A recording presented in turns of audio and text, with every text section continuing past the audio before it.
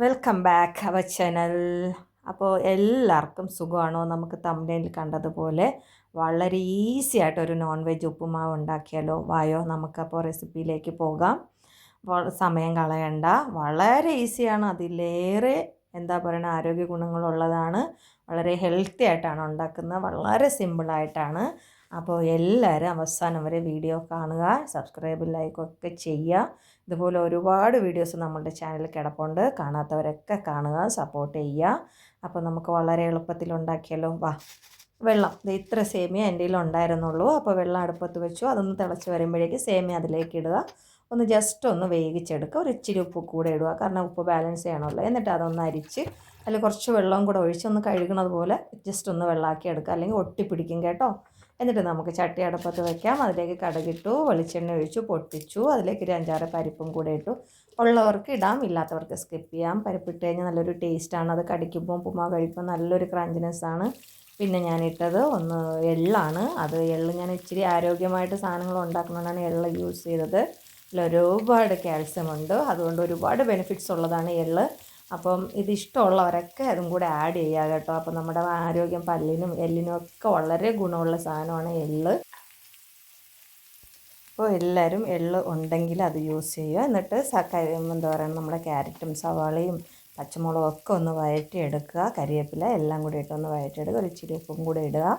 എന്നിട്ട് നന്നായിട്ട് വഴണ്ടി വരുമ്പോഴേക്കും അതിലേക്ക് നമുക്ക് ചിക്കനാണോ മീനാണോ എന്താണോ നമുക്ക് അവൈലബിൾ ആയിട്ടുള്ളത്, മുട്ടയാണോ, അത് വെച്ച് നമുക്കത് ഒന്ന്, എൻ്റെ കയ്യിൽ ഇപ്പോൾ മുട്ടയേ ഉള്ളൂ, അതുകൊണ്ടാണ് ഞാൻ ഒരു മുട്ട എടുക്കുന്നത്. അതൊന്ന് ചിക്കി ഒന്ന് ക്രാമ്പിൾ പോലെ ആക്കി എടുക്കുക.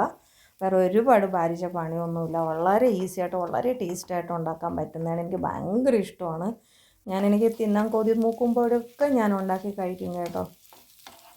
കൊതി മൂക്കുമ്പോൾ ഒന്നും അങ്ങനെ പെട്ടെന്നൊന്നും ഉണ്ടാക്കാൻ പറ്റില്ലല്ലോ. ഈ സേമിയ എന്ന് പറയുന്ന സാധനം വീട്ടിലുണ്ടെങ്കിലല്ലേ ഉണ്ടാക്കാൻ പറ്റത്തുള്ളൂ. ബാക്കിയെല്ലാം നമ്മുടെ അടുക്കളയിൽ നിത്യമായിട്ടുള്ള സാധനമാണ്. പിന്നെ ഞാൻ ഇച്ചിരി ടേസ്റ്റ് കൂട്ടാൻ ഒരു ഇച്ചിരി നെയ്യും കൂടെ ആഡ് ചെയ്തിട്ടുണ്ട്. ഇല്ലാത്തവർക്ക് അത് സ്കിപ്പ് ചെയ്യാം.